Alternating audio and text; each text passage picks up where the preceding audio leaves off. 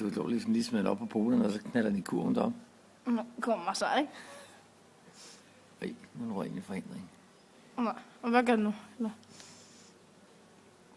Der er krise. Der er krise. Ej, jeg kan ikke tage den fra den side af. Ej, jeg tager den sgu rundt der. Sådan der.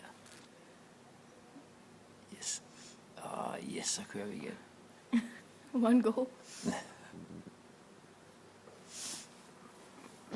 Det tror jeg, man synes er sjovt inde på...